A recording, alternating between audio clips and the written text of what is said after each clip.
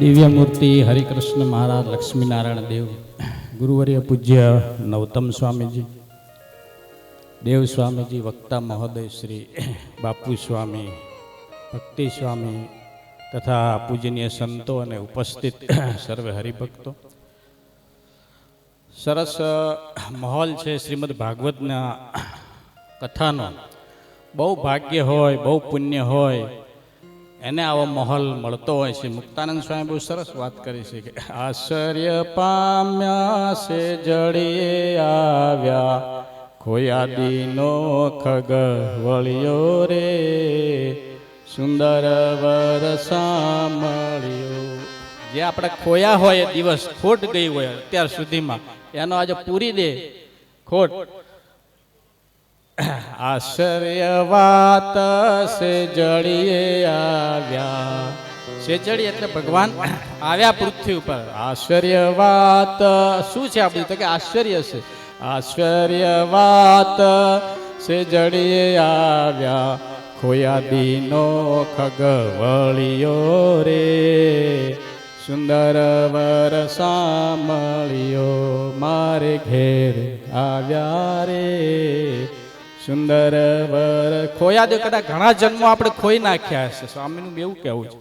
પણ આ વખતે એવો લાગ મળ્યો છે ને એવો સમય આવ્યો છે કે ખોયાદીને બધો હાટું વાળી દીધું છે. જેમ ગુજરાતી ભાષામાં કહીએ એમ આજનો પ્રસંગ, આજની શ્રીમદ ભાગવતની કથા અને આજે વડતાલ ધામ હરિકૃષ્ણ મહારાજની આપણને ઓળખાણ, આવા સંતો, આવા ભક્તો, એટલે આપણું બધું અનંત જન્મનું આજે સાટું વાળી દીધું છે. એવો જ જોગ થયો છે એવું મુક્તાનંદ સ્વામીએ કહ્યું છે.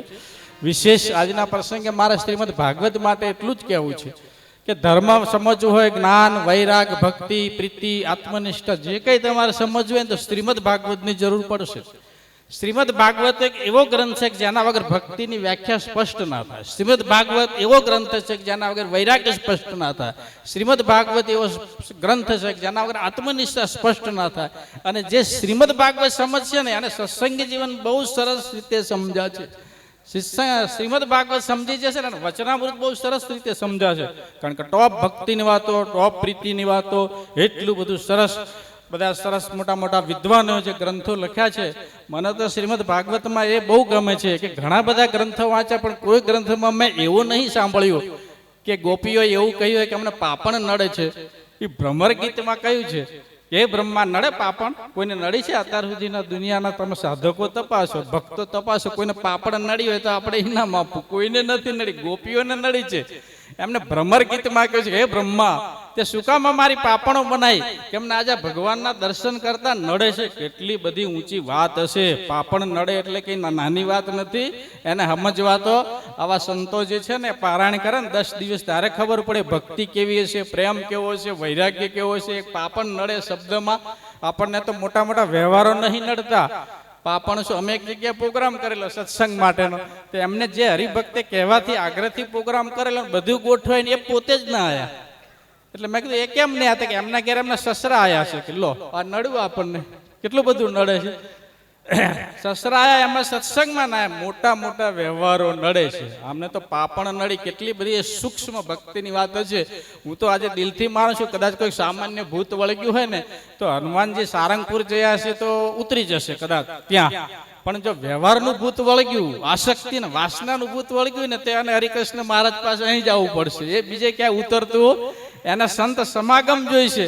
અને નવતમ સ્વામી જેવા જો ગુરુ મળી જાય ને તો જરા વહેલું પતી જાય.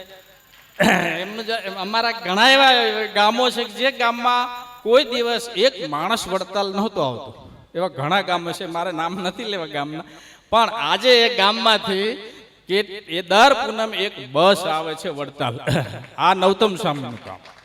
અને બધા હરિભક્તોના જીવમાં હરિકૃષ્ણ મહારાજ એવા બેસાડી દીધા છે કે કોઈ મોટો ગમે એટલો ચમરબંધી ના આવે, ગમે એટલો પરચો ના બતાવે, મધ્યના 38 પ્રમાણ અને છેલ્લા 33 પ્રમાણે કોઈનો ભાર ના પડે એવા કરી દીધા છે. ખાલી વડતાલ આવતા કર્યા છે એવું નહીં, એમને એવા બનાવી દીધા છે કે એમને હરિકૃષ્ણ મહારાજ સિવાય અને વડતાલ ધામ સિવાય કોઈનો ભાર ના પડે. એવું અમારા 5000 જણામાંથી ભૂત કાઢનારા નવતમ સ્વામી છે. હરિકૃષ્ણ મહારાજના ભુવા તરીકે અમારા બધામાંથી કાઢ્યો ને હરિકૃષ્ણ મહારાજ પધરા એ બહુ નાની સૂની વાત નથી. આ આપણા સંપ્રદાયની ગોપીઓ, આપણે ભાગવતની ગોપીઓ તો જોઈએ જ છે અને વાંચ્યું છે, પણ આપણા સંપ્રદાયની ગોપીઓ કોણ? તો આ બધા સંતો અને તમે બધા હરિભક્તો આપણા સંપ્રદાયની ગોપીઓ છો. મધ્ય દસમાં ભગવાન સ્વામિનારાયણે કીધું કે આવી જે ગોપીઓ જેવી ભક્તિ છે એ તો કે અનંત જન્મના પુણ્યના સુકૃત સ્વરૂપ આવે અને આવી ભક્તિ તો મહાદુર્લભ છે, જ્ઞાન વૈરાગ કરતા અધિક છે. આવી ભક્તિ તો ગોપીઓની એ તો પરમપદ છે ને આવી જે ભક્તિ થઈ અને પ્રીતિમાં શું બાકી રહ્યું? મધ્ય દસના છેલ્લા પેરેગ્રાફમાં ભગવાન સ્વામિનારાયણ એવી વાત કરી. સાળંગપુર 5માં ગોપીઓની વાત કરી. સંસાર ખારું ઝેર થઈ જાય. સાળંગપુર 15માં ગોપીઓના પ્રીતિના ઊંડાણની વાત કરી. ઘણા વચનામૃતના વાત કરી. સુરાખા છે, સોમલાખા છે, સુખમુનિ બેઠા હતા, એને ભગવાને કીધું કે તમને સત્સંગમાંથી પાછા પડી જાઓ એવો કયો દોષ છે?